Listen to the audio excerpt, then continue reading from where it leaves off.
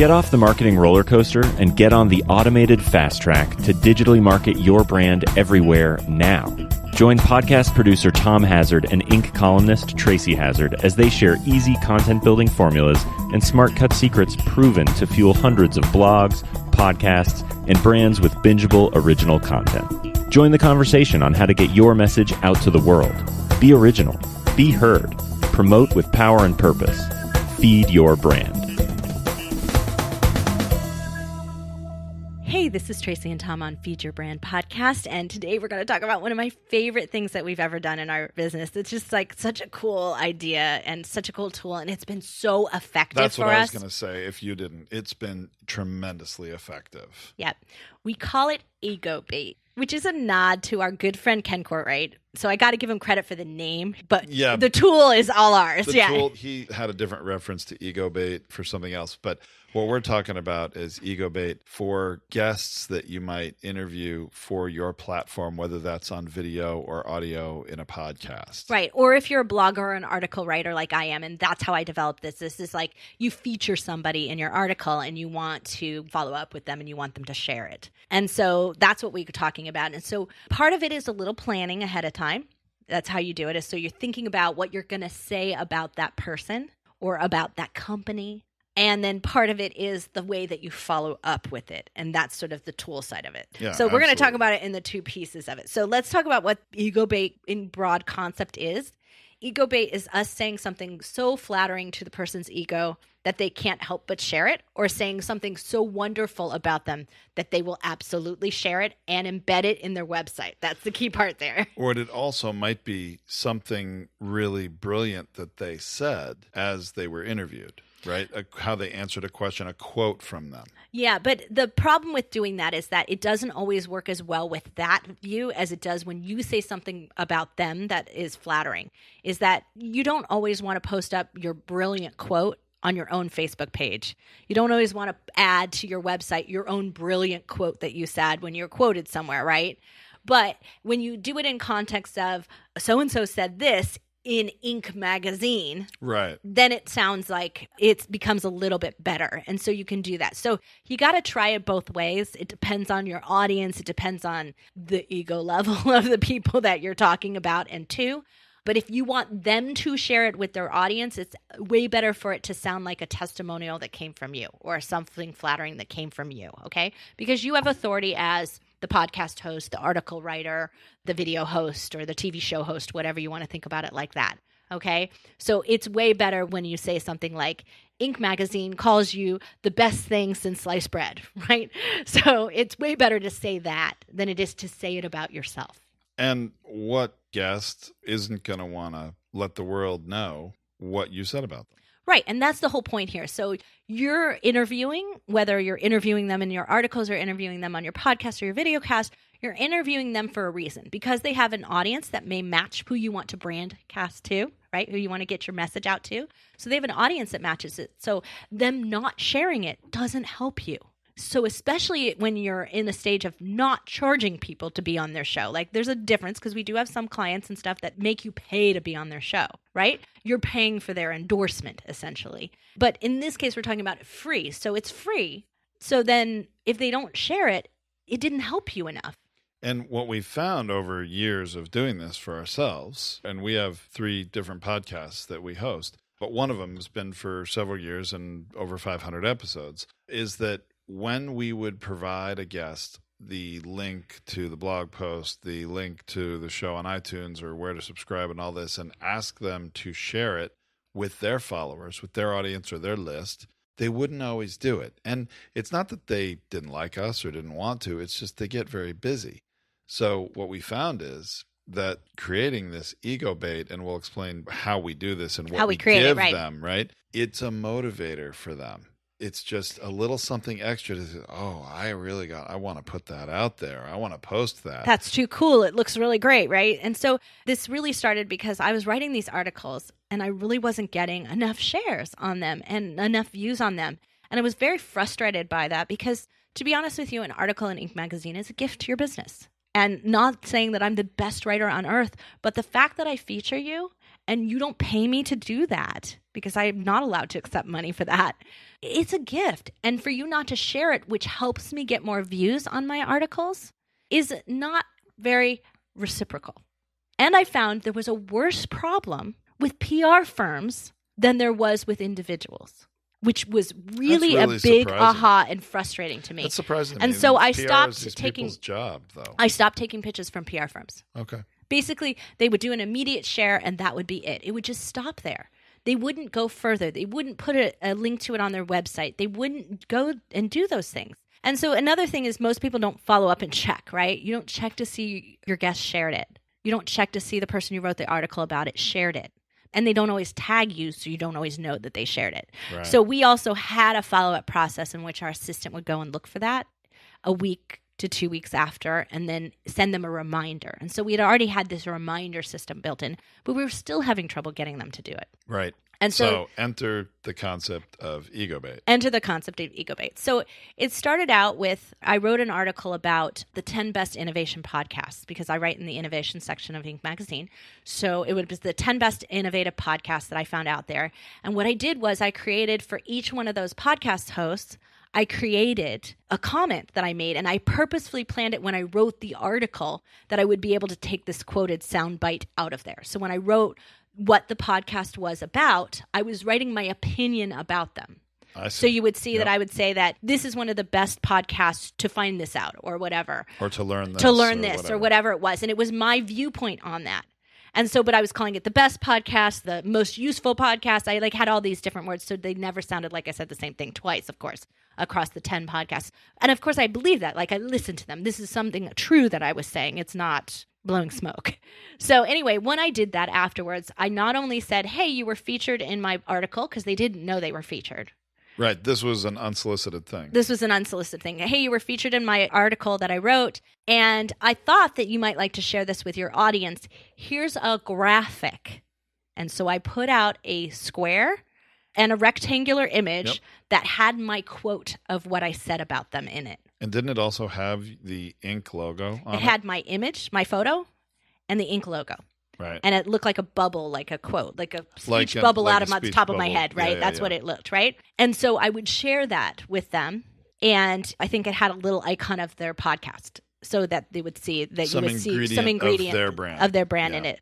And or it was matched to the colors of their brand. So I did one or the other. I sort of played with it a little bit. And I got 90% of them to share it. So there was one or two who obviously were a little unsophisticated and they didn't have their website in order, or social profiles in order, and you could tell. So they started sharing it, and it was doing really well, and it was getting reshared. So it was getting retweeted a lot and other things like that. So I was getting a lot more views on that article. So it was really serving my article well. And so that's what you want. You were drawing people in. I was getting now more readers. That's what I want. You might want more listeners or more viewers, right? So that's the reason for doing it. Or just more social shares. Or more social shares, right? Exactly. So you would get that. And so then what I also did was I would post it out, of course, in mine and tag them.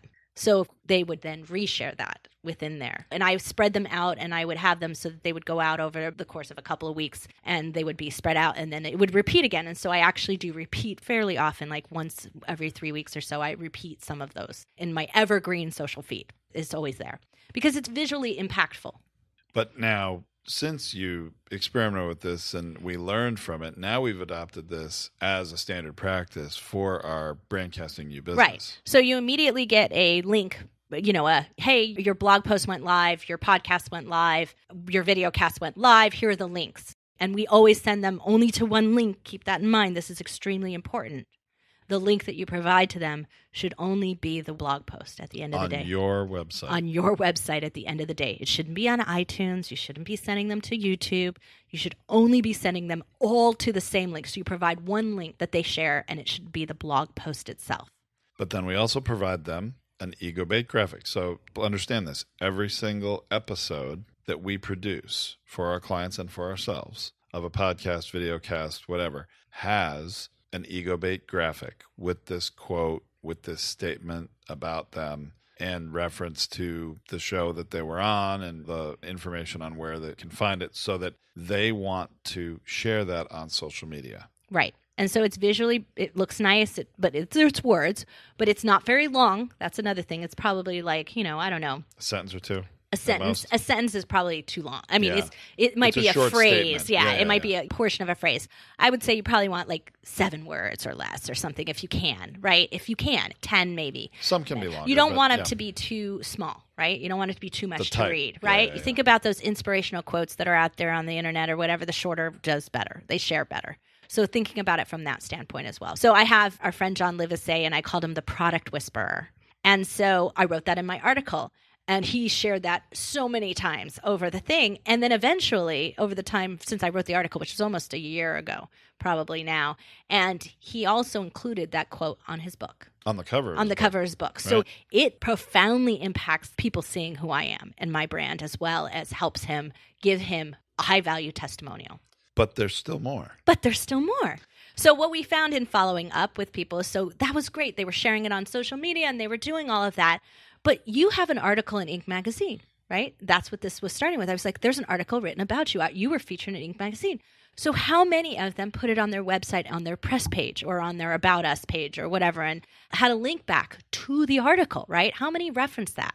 And it wasn't too many, right? It was like less than 10%. Right. So I was like, well, that's ridiculous. Out of all the articles I've written, and I write 6 a month, And all less the than 10%. And all the social media shares you got out of it. Right. And still getting less than 10% and putting it in their website with what should be a high value backlink, if you've ever heard that term before, right? And that's an important term to understand because it is one of the key measures of a good website is how many backlinks you have. You know, websites are ranked and Google really ranks them, but there are other companies that have tools you can use to see the rank of your website. And out of those 1.2 to 1.4 billion websites out there, where do you rank? And you want to be ranking as low, meaning obviously website number 1 would be the best ranked, right? And Out of 1.2 billion websites on Google, you're number 1? Yeah. That would be awesome. That'd be awesome. I don't even know who number Google's 1 is, probably but number 1. probably are.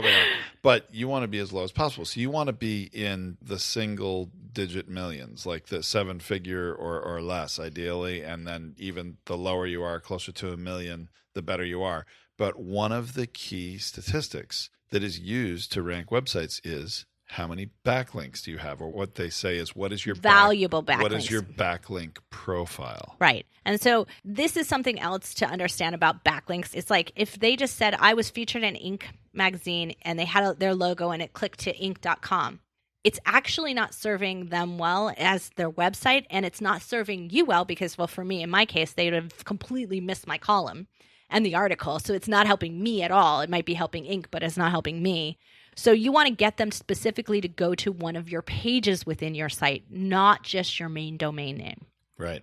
So you want them to go to, in our case, it would be like brandcastingu.com/EcoBait podcast or EcoBait episode, whatever you called it, right? And so you'd want them to link to that particular episode that they were featured in or to that particular post that they were featured in.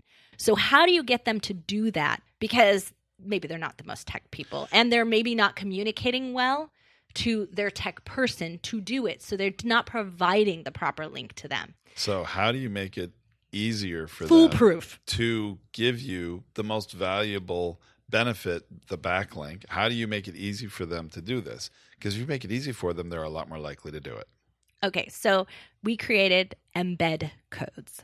Okay, it's coding language that you just send over to your web developer. Or if you do create your own posts on your own website or ever adjust things on the press page of your site in WordPress, a lot of people do that. That's not super techy. A lot of people do their own stuff. It's a string of HTML code. Right. So if you're on WordPress, you have the visual tab or the text tab. You basically would click on the text tab and copy and paste this in there. And immediately it would work. And it would give you the graphical image of the testimonial or the EcoBait graphic, right? But it would automatically be linked and have everything. So when somebody clicked on that graphic, it's backlinking to the exact right spot. On your site. On your site. It's actually sending the people that click on it to your site. And then if they want to go out from that, like if there was still something on iTunes or something on YouTube or whatever, or like you did on Inc. magazine, you could go out to it from there. But they're coming to your site first.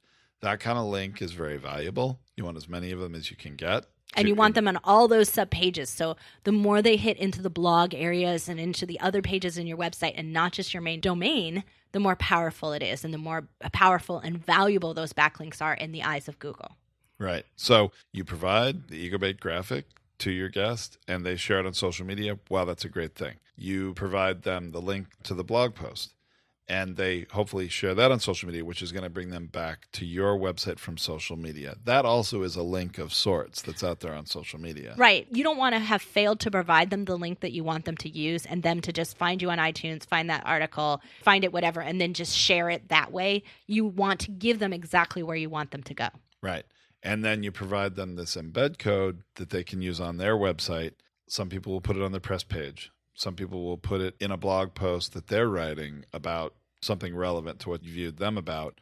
And some might put it on other pages on their site. Like the About Us page or something. Really doesn't matter. I mean, it'd be great if they put it in multiple places, but at least if they put it one place on their website, any place, it will link back to your site. And not only is that just more free exposure and marketing for your brand and your website for anybody that traffics their website, but in the eyes of Google, it has value and it will raise your ranking, lower that number closer to number one in terms of where you rank amongst all those other websites. But this is not self-serving. I just want to be really clear about that this is not self-serving to just you when you're pushing this out. It's not like they're making advertising messages for you.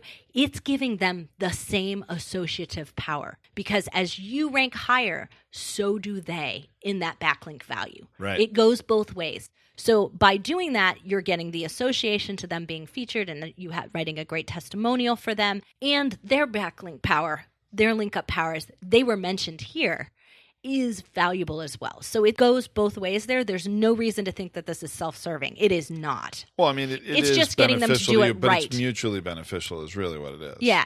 You're just getting them to do it properly for both of you to benefit from. You're sort of helping them get out of their own way, making it easier for them rather than saying, hey, could you give this link to your web developer and could you have them put it on your website and link back to us? Oh, and here's the graphic. Can they load it into the media library and also put that right near the link or above the link? You don't have to worry about all that. The embed code does it all in one thing, and it's really, in the world of website building and revising, adjusting, it's really easy. Right. So in the blog post for this episode that we're going to do, there's an example of it that we've done for Speaking Empire. And we've done it both ways where you can see the sort of when you brand it for Speaking Empire, it doesn't look quite as much like a testimonial as it does when you brand it like you. And so you started thinking about the differences between whether or not they'd be willing to share that. It looks like they wrote it and they posted it about themselves, which isn't always as valuable or as third-party endorsement as you would like. So I wrote an article about Dustin Matthews, and so this is the EgoBait that comes from that particular article that I wrote, but you'll be able to see it. And then we'll share with you how that works. You can click through and you can see where it goes. So you'll see where the embed code is working. Yeah, that's a legitimate embed code from our site to their site. Yeah, it's actually the embed code will go straight to the article. On Inc? Yeah, because that's what that's what it Inc. is. Okay, yeah, so the embed code will send you to the Inc article, but we'll also have a link to their site so you can hear from them as well if you're curious. But this is the case in which this was a high value for them, and they really loved it when we shared it with them.